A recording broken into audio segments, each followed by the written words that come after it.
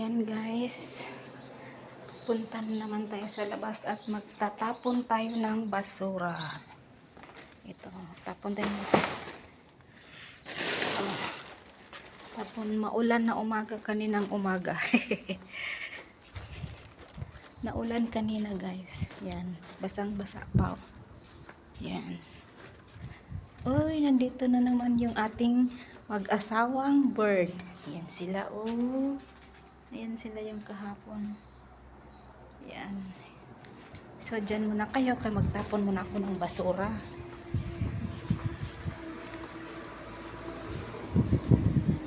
Tapon tayo ng basura, guys. So,